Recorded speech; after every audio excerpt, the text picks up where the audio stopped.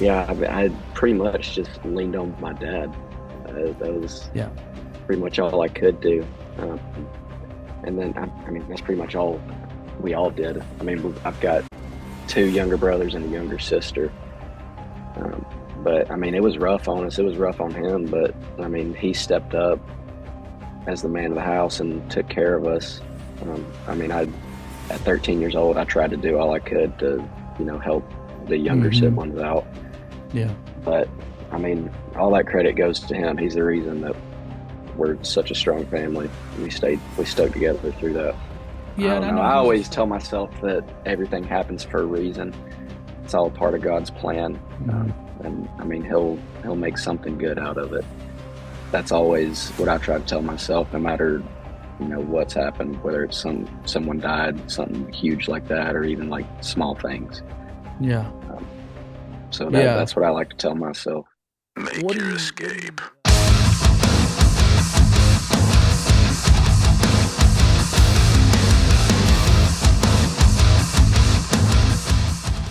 Hey, welcome back to another episode. You are here. You are in the right place at Last in Line Leadership Podcast, where you will be encouraged and inspired to walk in the fullness of the leader you are called to be. This is a place where you will hear about the goodness of God and the hope found in His promises to us.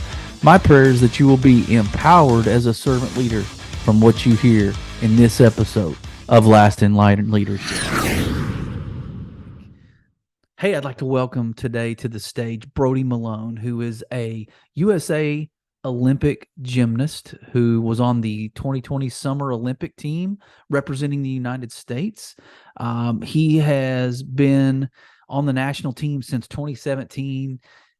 He won the 2022, so this year's World Championship on the high bar, and he is the 2021 and 2022 U.S. national champion. Um, Brody's got countless, in fact, 10-time NCAA national champion at Stanford. So he is well representing our great nation in the Olympic Games. Has and will again in 2024, and really looks to be one of the favorites to win the all around. So pulling for him in a big way. But we get to hear Brody's story. He grew up and had some tragedy in his life. He actually lost his mother to cancer at a young age, and then lost a stepmother some years later while he was, I believe, in college. So he's been through some significant loss. He has been raised by a strong Christian family. His dad has been the rock in that family, holding things together, been the glue during some of these times of hardship. But we get to hear about Brody's journey in gymnastics, some of his discipline to stay the course, and some of the rigorous parts of their training and nutrition and discipline, and just some of the responsibilities he carries, and being the oldest sibling. And so I can't wait for you to hear about him. He is the first time we've had an Olympic participant for the U.S. team. First time we've had a world champion in gymnastics ever here on the show. So I'd like to welcome Brody Malone to Last in Line Podcast. Hey, Brody Malone, welcome to Last in Line Podcast. Good to have you, man. Thanks for having me. It's good to be here. Yeah, man. So I'm glad we got to connect. It's hard to track you down.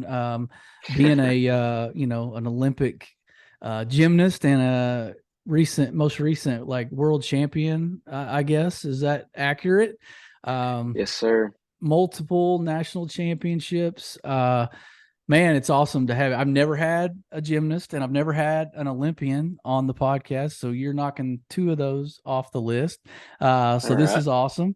And we were just talking off camera, and one of your national championships came at the hands of one of my favorite schools to root for, being an Okie, the University of Oklahoma. Y'all took down the Sooners after 4 years of their reign. I guess you took them down Yes, in their sir. fifth attempt to get a national championship. So how many total? You guys have 10 now, or you personally have 10, or what is it? Oh National gosh, championships.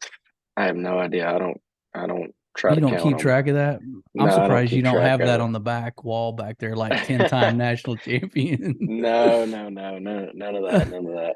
Um, Well, yeah. Talk about how you talk about just kind of real quick, kind of who you are a little bit and how you got into, since I read, I think that you were a little bit of a active child. So they had to kind of get you in some sort of activity that kind of lets you get an outlet for you. So talk about how you got into yeah, gymnastics, man. yeah. So I started when I was 3. I guess it's like the classic gymnast story. Um, you got your kid just got way too much energy and you don't really know what to do with them. So you start taking them, you sign them up for gymnastics. Um, so I was 3 years old. They put me in a gym class and then just kind of stuck with it from there. And we're here now. So My daughter got in it at 3 and she wasn't really that hyper, but I remember, we thought she was doing pretty well, progressing. And then one day she got in the car. She was like, my wrist hurt, my ankles hurt. She's like, I don't know about yeah, this.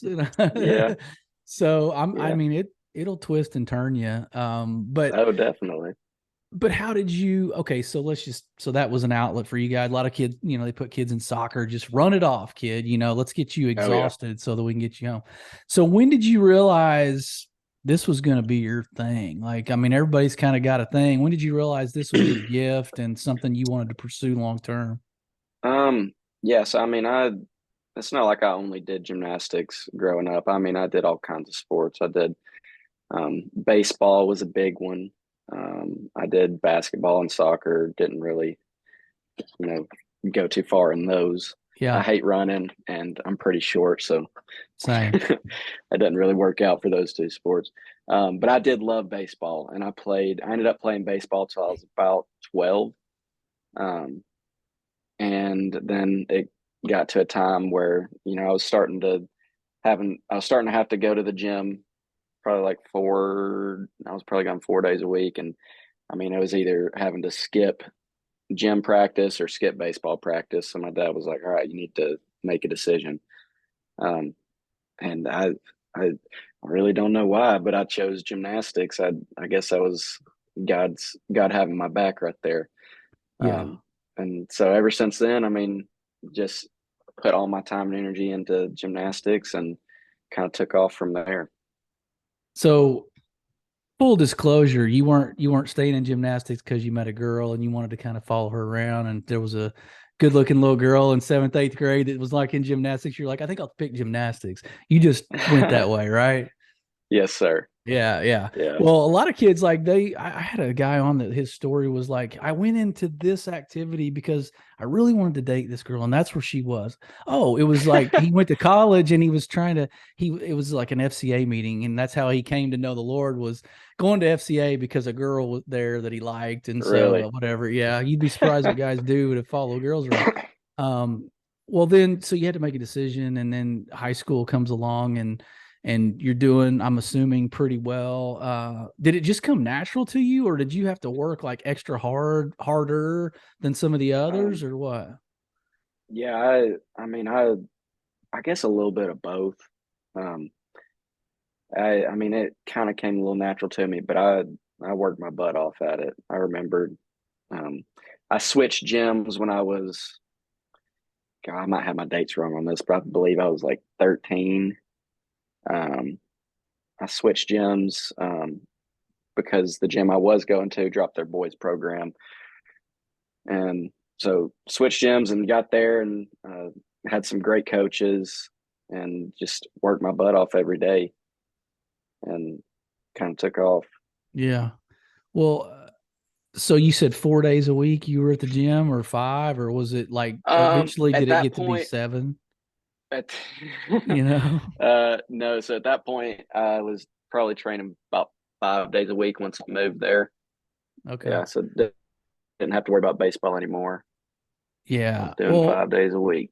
I mean, I gotta Yeah. know. All right. So there's three different, I should say, I guess, sports or athletes that I've respected the most of anybody, mostly because I've never done these things and I don't know that I could ever pull it off. But wrestlers, gymnasts, and swimmers, I've lifted weights for 25 years. I could lift weights 7 days a week, twice a day, and never look like you guys.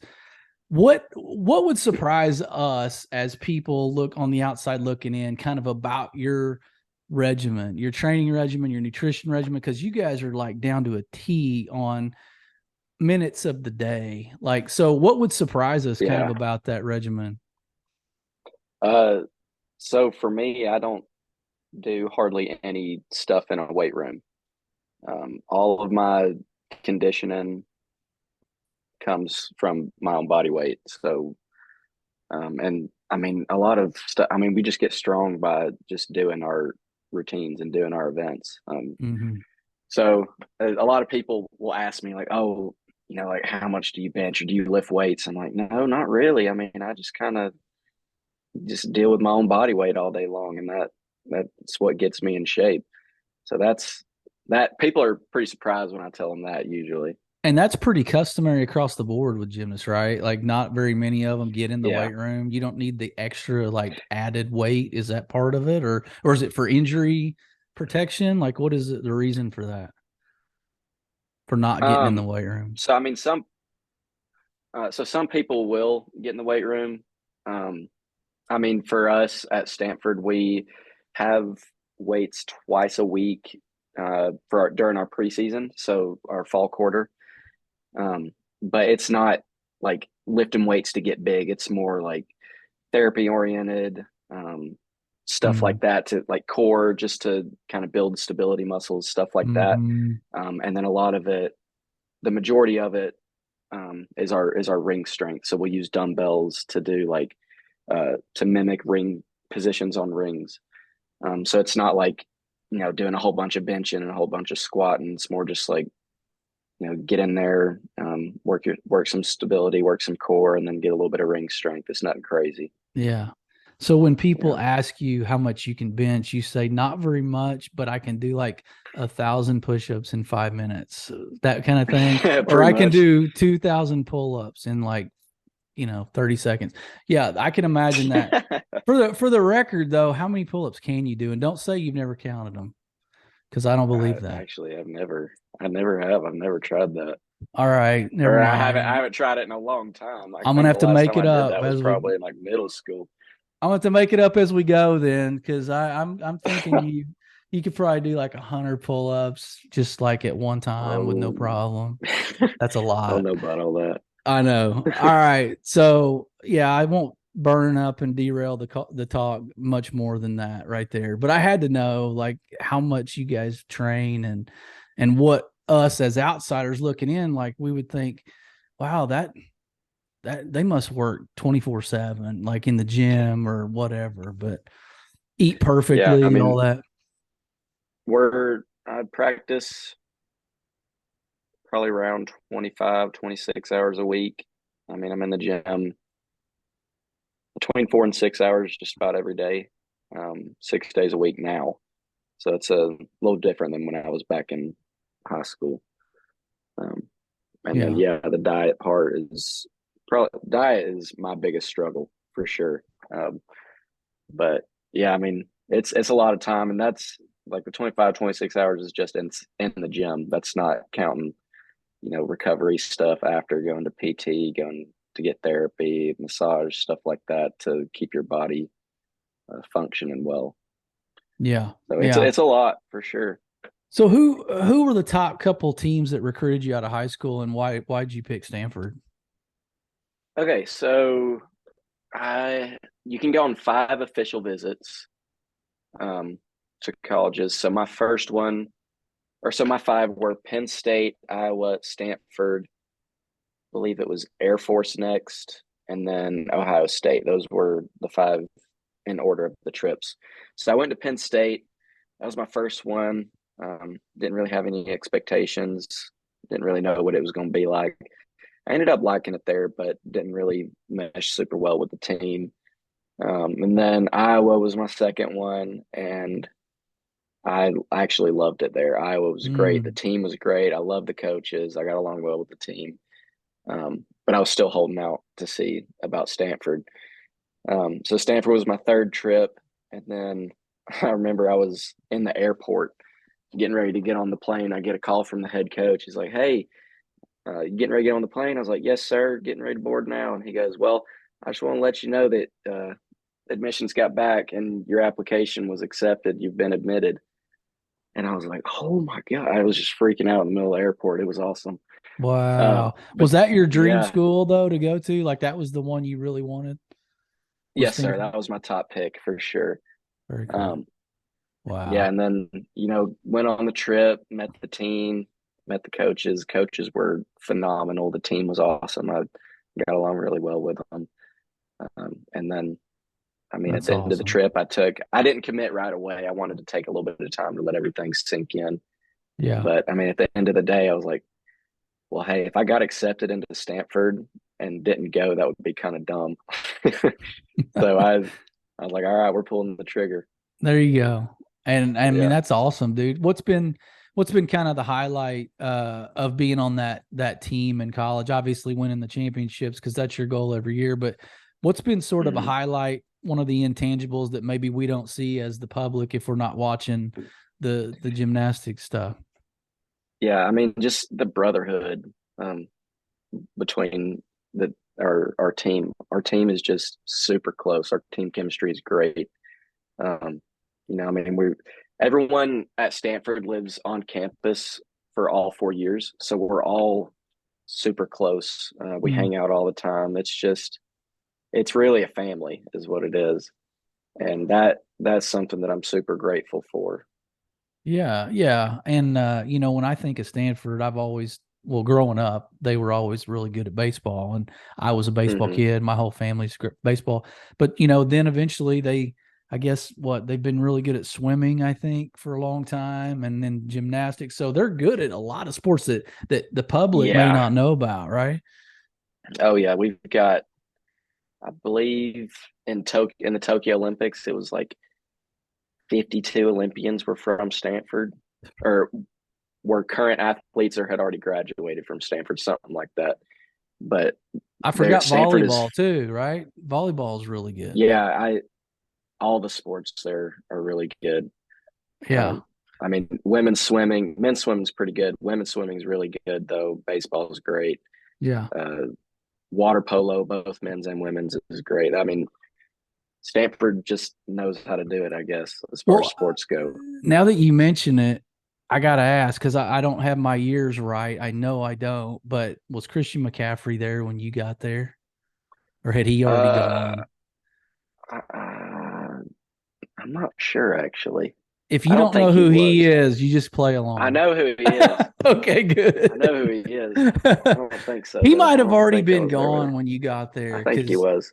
yeah, when did you get there? 18, 17, No, I was there in 2019 was my freshman year. Or no, 19? No, sorry, he was. 20 fall of 2018 Yeah, I think he was was my gone. freshman year. I think he Yeah, was. he was Okay, gone. well that's crazy. Because yeah, I mean their football has been good in the last 10 years, maybe not recent, but all right, man. Well, I gotta know you went through some stuff as a kid.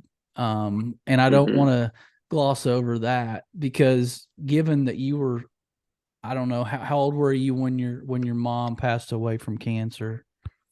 I was 12, about to turn 12. 13. So then Yes, all sir. this, I mean, life's hard enough for a kid at 13 without that. And then you're getting more competitive into sports and gymnastics specifically because you kind of were done with baseball a little bit at that age. Man, what does a 13-year-old do? I know your dad. And so for the audience, like I Hmm. know he's he's an anchor of the family. And I just, but what does a kid do when that happens? Like there's really no way to describe that. So what were some things that you had to deal with as a 13-year-old going through that? Um, I mean, yeah, I pretty much just leaned on my dad. That was Yeah. pretty much all I could do. Um, and then, I mean, that's pretty much all we all did. I mean, I've got two younger brothers and a younger sister. Um, but I mean, it was rough on us. It was rough on him. But I mean, he stepped up as the man of the house and took care of us. I mean, at 13 years old, I tried to do all I could to, help the younger Mm-hmm. siblings out. Yeah. But I mean, all that credit goes to him. He's the reason that we're such a strong family. We stuck together through that. Yeah, and I know he's a strong man of faith, and I think y'all are all Mm-hmm. a family of faith. Was that a big factor during that time? Had you guys Mm-hmm. been one of those families that have always just kind of built around the faith in the Lord and that kind of thing, your spiritual life? Yeah, yeah, definitely. Yeah, I remember he actually took us to, I guess they have like a little chapel in the hospital, and that's where he told us that she was gonna die. And I remember Mm-hmm. we all went down there and we just were there and just cried together. Mm-hmm. But yeah, faith has definitely been definitely a big part of how we stayed strong for sure. Yeah. And so you, I don't, I just can't imagine. Like I said, it's hard enough as a 13-year-old in the world, to just make it, and then Yeah, have that going on. Then you had a stepmom pass away too, like suddenly, unexpectedly, right? Like a couple years yeah, later or something like that. I mean, yeah. That was in 2019. Actually, okay. I had just finished competing. It was a tri meet between Illinois and Minnesota. We were at Illinois, Uh-huh. um, and we finished the meet and we got packed up and getting ready to head back to the airport. We were eating lunch as a team, and I got a text from one of my friends and said, I'm so sorry to hear about Lynn," and I had no idea. That's how I was you like, "What are you found talking out? about?" Yeah. Um, so I was like, "What are you talking about?" So I immediately got on the phone and called my dad. I was like, "What happened?" He said, "You need to come home." Hey, before we get back to the conversation here with our guest, I want to thank one of our sponsors, a new partner, Uncommon, which is a ministry that is equipping and empowering great men to become the husbands, the fathers, and leaders they were called to be. Go to uncommon.org. That's UNCOMMEN.org. Check out their content. Go to YouVersion, download their devotionals. Great team, great people, great men, and they're out there for you. They're out there with great content, and they're out there to encourage us to be the men we were called to be. So I want to thank TJ and his team at Uncommon. So now let's get back to the conversation with our great guest here at Last in Line Podcast. She had a aneurysm, and I didn't even know what that was at the time. Yeah. But yeah, I called or I went up to my coach. I was like, "Tom, I need to go home. Lynn's in the hospital." And he's like, "Okay."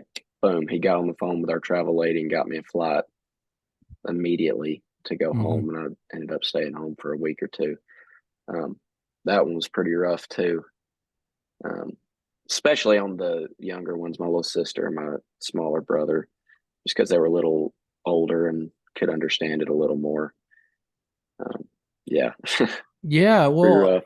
man, so for the sake of the podcast, and I know, we've got men mostly listening to this, but what what kind of advice maybe would you give to maybe a younger person, or you know I don't know, a dad listening, that maybe that you could give advice about how to handle certain things, like by watching what your dad did or what you dealt with and kind of what got you through that? Is there anything you could give as a suggestion of, man, I'm glad I did this, or maybe I wish I'd handled it like this, or have you even given it any thought at all? So I'm not really good with grief, I guess you'd say. I kind of just tend to push stuff to the back of my mind and I guess ignore it. I don't know if that's the best way to do it. Yeah. Um, Pretty common but though, right? I mean, I would say a lot of oh yeah, guys do that. Yeah. yeah, definitely. As far as advice, uh, I don't know. I always tell myself that everything happens for a reason. It's all part of God's plan. Mm-hmm. And I mean, he'll make something good out of it. That's always what I try to tell myself, no matter what's happened, whether it's someone died, something huge like that, or even like small things. Yeah. Um, so Yeah. that's what I like to tell myself. what do you attribute having that core group of guys to go back to at school during that time? Like, were they kind of there as like an anchor for you too? Because I know a lot of people Oh get yeah. isolated, and a lot of people, like you said, kind of shut down and bury it. Hmm. Did they kind of rally around you too? Yeah, definitely. I mean, so for pretty much the whole time that I was home, I mean, I had to stay home through the funeral, Hmm. and stuff like that, and just be home with the family. Hmm. Um, I didn't really talk. I mean, I'm not a big texter or anything like that, anyways. But so I didn't really talk to them. But when I got back, then I just remember they were super supportive of me, and just, I mean, anything I needed, they were there to help me with. So Yeah. Well, I mean, the reason I asked that, I mean, is just because I know people, especially around the holidays, like there's some triggers that happen. We just got done with Thanksgiving and Christmas is coming up, and I know there's hmm triggers for folks who are listening to this. Maybe they've lost somebody. I mean, heck, I lost my dad 7 years ago, and I still have triggers sometimes, just random out of the blue, and they just hit me out of hmm nowhere. But like you said, I think being that we're both anchored in our faith and we know that like we're going to see him again, and like God still has work to do through us, right? We can't just shut down and unplug from society and just be dead, walking dead people. yeah, So I just wondered for the audience, to get your perspective, because that's not normal. I mean, it's pretty unique to have lost two moms, in yeah, less than 10 years or whatever, 5 years. I don't remember what you yeah. said, but yeah, I mean, it's just unique. And so have you even given that any thought, like how strong that made you? And sort of, is there a fuel within you to where you find another gear when you're competing in the gym? Um, Do you ever think I about mean, all that? I mean, not not really. I mean, like I said, I just kind of push stuff to the back, and I guess gymnastics was a good way for me to just kind of forget about stuff and focus on something, mhm, and just kind of keep myself busy. So that probably helped me a lot growing up. Like after my real mom died, I mean, I loved going to the gym just because kind of I mean, I wasn't really thinking about anything except gymnastics. yeah, Um, yeah. I mean, that makes sense. I mean, you'd stay yeah, busy, and at least you were busy doing like something productive. And, a lot of yeah, teenagers could go another direction. And thankfully, like you said, you had a good support system with your dad and different people yes, that kind sir. of kept you on that path. Well, so when being like you go to college, and I know like West Coast is what it is, right? It's not the Mm. same thing as the Bible Belt and being Yeah. in the South, right? It's a little different. So kid from, I mean, you lived in Tennessee and Georgia, right? And so a kid going out west, Northern Cal, was it hard? I mean, with your faith, is it hard to be in the spotlight? Like, how do you manage all that? Like, how do you stay grounded? How do you stay humble? Like, you're in the spotlight. Um, Most people know who the Stanford gymnastics team is, obviously. And so has that been a challenge at all? I mean, because you are in the spotlight, especially after winning as many times as you guys have won. Well, I mean, I wouldn't say we're in the spotlight as much as you would think. Okay. Gymnastics is a pretty small sport. Um, Not a lot of people really know much about it. I mean, it's nothing like football or basketball. Right. Yeah. But Olympics, I But mean, being an Olympian, that's not nothing. I mean, well, I mean, when you got 20 others walking around campus, it's becomes less of a big deal. okay. All right. So you haven't had to deal with any sort of like inflated ego or the risk of maybe, thinking, okay, we're the Stanford gymnastics team, this is who we are, that kind of thing. I mean, I'm speaking real because that's a thing. Like there are people that deal with success poorly. Yeah, I mean, I've definitely had to fight it a few times. I mean, most of the acknowledgement, um, wait, hang on. Oh, sorry. Most of the acknowledgement will come from other sports teams because I mean, Mm-hmm. student athletes at Stanford are really close. And then mostly outside of the student athlete population, I mean, most of those kids there are there to study and learn. They don't Right. really care too much about sports. Right. Um, so, I mean, I don't know. My dad's always told me that you don't have to tell somebody how good you are. You show them. Yeah. And so I've always tried to be like that. I hate to brag on myself, tell people how well I've done, stuff like Yeah. that. So I just steer clear of it. That's good, man. I mean, that's hard to come by sometimes nowadays, especially with social media. It's pretty easy to post all of your successes, right? So it makes It everything look is, yeah. real bright and shiny whenever we don't know if that's not their life 24/7, right? So you Oh, don't yeah. strike me as being somebody that's always just like out on social media talking about I themselves. hate social media. Oh my gosh. I hate it so much. But it's a necessary evil nowadays. I Yeah, mean, because I mean, you gotta build a following, to if you want a chance at getting any kind of sponsorships, I mean, the first thing they're gonna look at is how many followers do you have. So absolutely. it Absolutely. I it mean, you have a sucks. brand, whether whether people want to admit it or not. I mean, you have a brand, and especially the more Hmm. success you have, it's coming for you. So Yes, it's sir. good that you're already sort of ahead of the game because you're not buying into a lot of that fluff that's out there. Because Hmm. I could hear your dad too. He probably has said this before, like it quick as it came to you, it can be taken from you. Like, this thing Oh yeah. isn't like this isn't just automatic. You're not entitled to anything. And so that's a good foundation because not every kid grows up with that. So Hmm. that's probably pretty good that he poured that into you.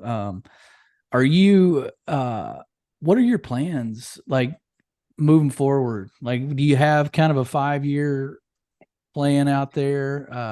Uh, so first thing you'll learn about me is I suck at planning. I live in the moment. Um, so I mean, is my plans right now are to I'm gonna finish out this next coming year. I think I was telling you Yeah. before you started the recording. I'm gonna compete one more year for Stanford. I'm gonna use my extra year of eligibility from all the COVID mess. I've got one class left to take. I'm gonna start that in January, and then that makes me eligible to be on the team. And then after I'm done with that, my plans right now are to stay at Stanford and train through 2024 for Paris. And then after that, we will see what happens. I have no plans yet. I'm gonna probably just take a pretty decent break, reevaluate where my body's at, where my head's at, and see if I want to make a push for 2028. But I don't know, man. 28 years old to start your career seems kind of late. I mean, never So, say never, but I think people could probably understand if you were ready to say, I've accomplished what I need to want to accomplish, and I've been there, done that. So, I mean, your body yeah. is probably now. What? Tell me about the time. Like, I guess when you qualified, when you guys are, it's personally right that you qualified for the Olympics, or is it the team that qualified? Like, how does that Um, work? yeah, so the team, so Team USA earned a spot at the Olympics um at Worlds in 2019. Okay. Um so that I mean, it doesn't matter who was on that world team.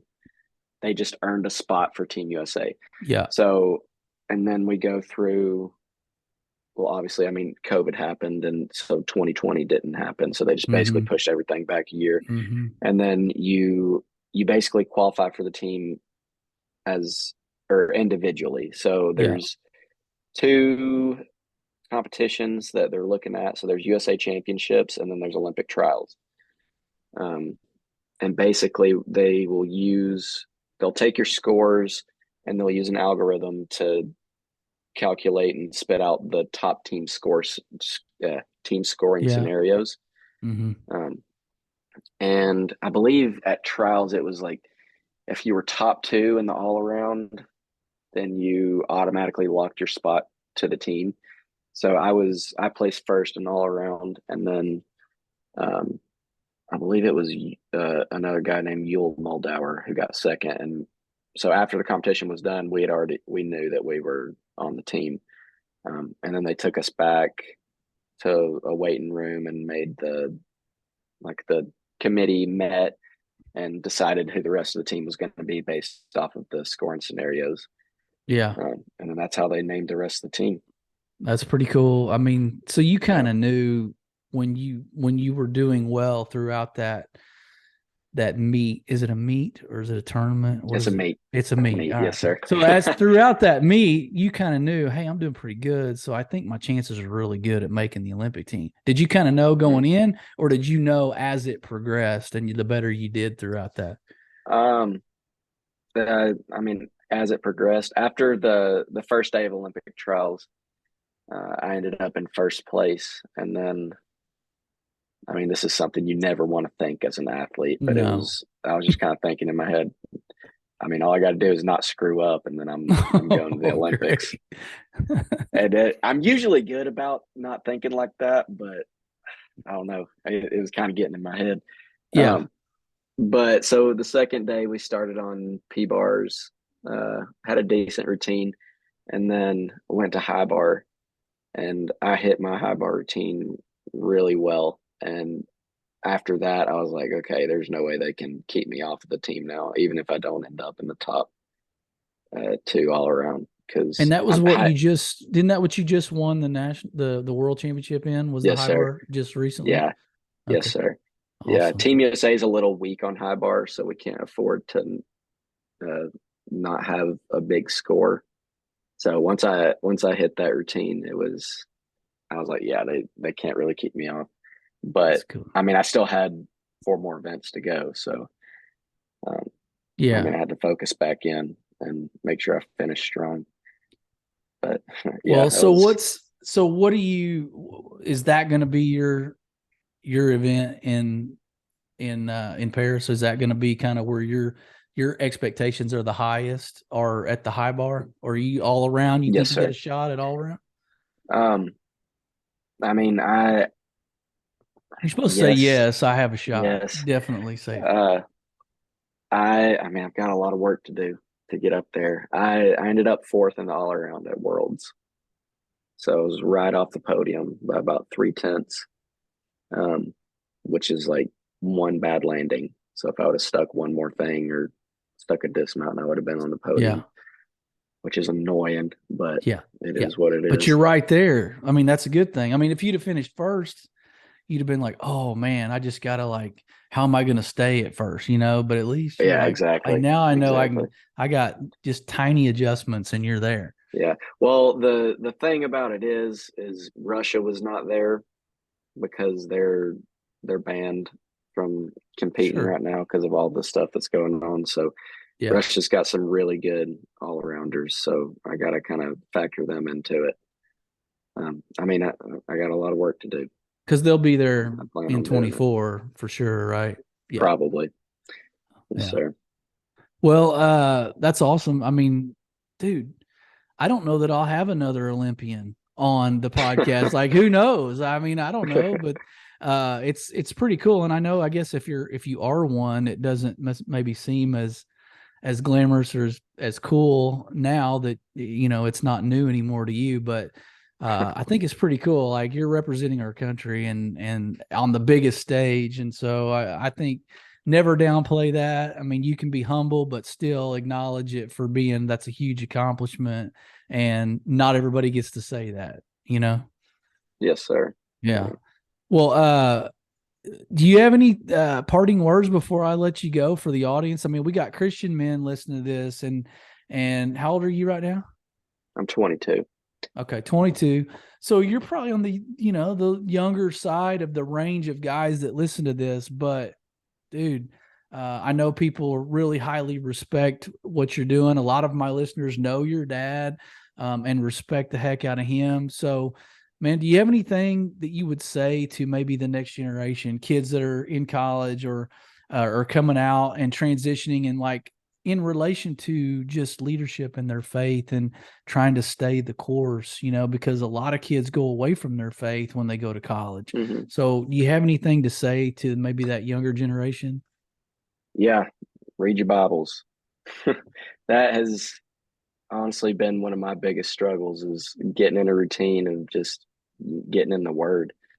And I'd do good. I'll do good for like a month or two, and then I'll skip one morning, and then next thing you know, I've not read my Bible in a week. Yeah. So get in a routine of reading your Bible. Find a time during the day. For me, it's the morning. As soon Yeah. as I get up, I grab a cup of coffee and read my Bible. That to me has been the most important part of where I'm at right now in my journey. Um, and just getting through it. I've read through the whole New Testament. I'm trying to work through the Old Testament. It's a bit harder. It is. It is. It is. Yeah, But you can tell a difference, right? Can you tell the difference when you go 2 weeks without versus 2 weeks reading it? Like you can sort of tell absolutely, that inner difference, can't you? absolutely, absolutely. So that's definitely my biggest word of advice for young Christians, kids my age. Just getting the word. Yeah. That's awesome. And it's, I mean, not just young people. I mean, I know guys, and I'll speak for me too.